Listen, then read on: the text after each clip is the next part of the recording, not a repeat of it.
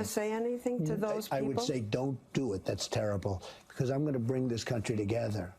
They're harassing Latinos, Muslims. I am so saddened to hear that, and I say stop it if it helps.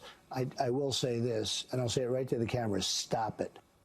That is Donald Trump's message following racist incidents as well as some hate crimes across the country since the election.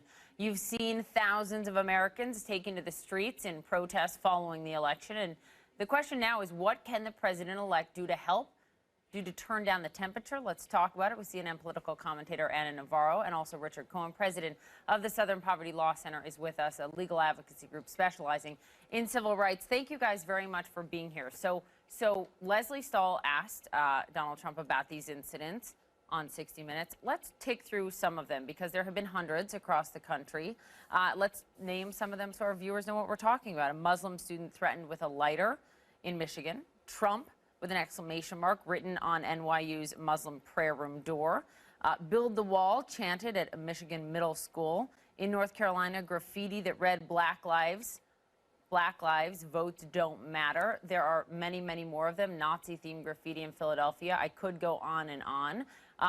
Let me begin with you. The Southern Poverty Law Center obviously putting out a very strong statement last night condemning Donald Trump naming Steve Bannon to be his right-hand man in the White House.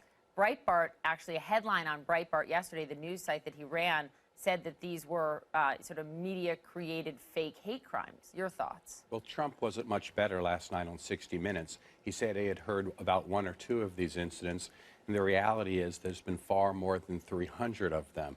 And they've been everywhere, in schools, in places of business like Walmart, on the street. He needs to take a little bit more responsibility for what's happening out there. And as Chris made the point, this is someone who monitors the media 24/7, and it has been widely reported over the last, 6 days since the election. Anna, let's pull up your tweet for our viewers, okay? Here's what you tweeted when this news broke last night. Oh, hell, white supremacist, anti-gay, anti-Semite, vindictive, scary-ass dude named senior strategist after vomiting.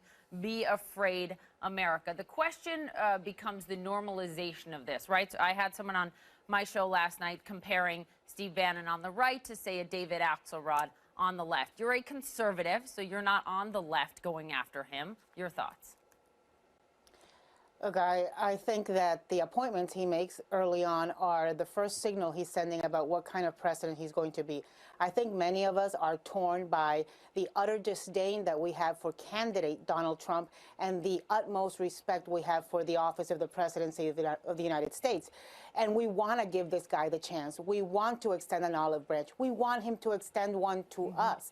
But if what he is doing is naming somebody like Steve Bannon, who has got such a track record, such a reputation for being controversial, for leading the hunting season against Republicans, forget about everybody else, who has filled his publication with anti-Semitic, anti-Hispanic, anti-everything type of headlines, you have got to be very concerned. He did very well appointing Reince Priebus. Reince Priebus is a normal guy. He's not anti-Semitic. He doesn't assault women. He's not anti-Hispanic. He's not anti-immigrant. At this point, I'll take him and I'll love him. But it was like you saw Donald Trump appoint Dr. Jekyll and Mr. Hyde last night. And it is very concerning for people because those hate crimes that are going on in America are real. We are not making them up. Some of them and are Donald happening Trump knows they're real. I mean, some of them are happening at elementary schools, Richard, as you well know, documenting over 300 of them. Some elementary school and middle school kids were given, notices of deportation from their fellow classmates last week, and people chalked it up to a joke. It's not a joke. No, it's really those are shoes that you and I don't know what it's like to live in, right? But let's get to someone. Let's listen to Dave Chappelle. If you missed Saturday Night Live, this is one line that I think we will always remember. Anna brings up an olive branch. Here's his to Donald Trump. I'm wishing Donald Trump luck, and I'm going to give him a chance. And we, the historically disenfranchised, demand that he give us one too.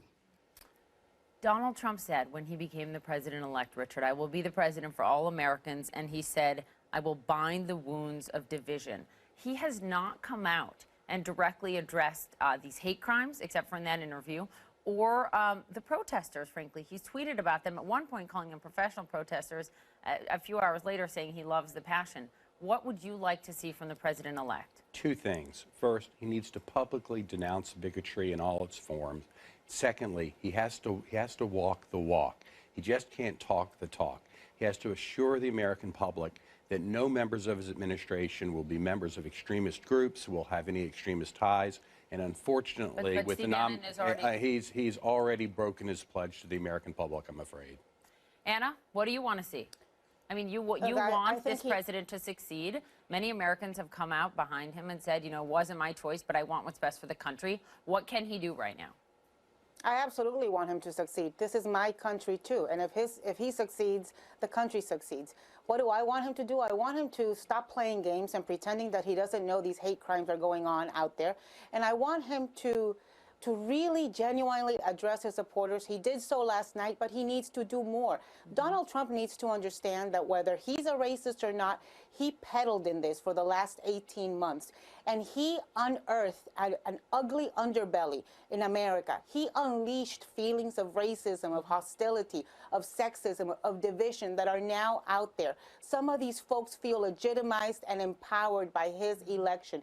It is up to Donald Trump, who did not invent racism. Let's be very clear about this. This was out there already, but he unleashed it in a way we hadn't seen it in decades. And if he wants to be able to govern this country and unite Americans for his benefit, for all of our benefit, it is up to him to denounce it strongly. He should use the bully pulpit he now has as a president-elect and give a speech on unity, give a speech on racial unity, give a speech on the unity of American values. For example, the KKK is planning a rally this week in North Carolina to celebrate his election. He could come out, as you're saying, Anna, and give a speech around that, condemning that. Quickly, Anna, your message to Americans who are afraid right now. Don't be afraid. Denounce it. Don't lose hope. Get motivated. Get engaged. Go out there.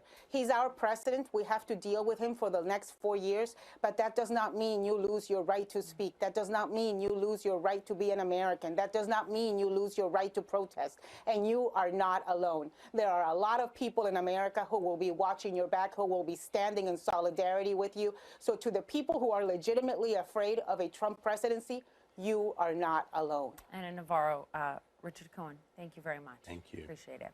What is your take? Obviously, a lot of opinions on this. Tweet us at New Day. Post your comment on Facebook at facebook.com.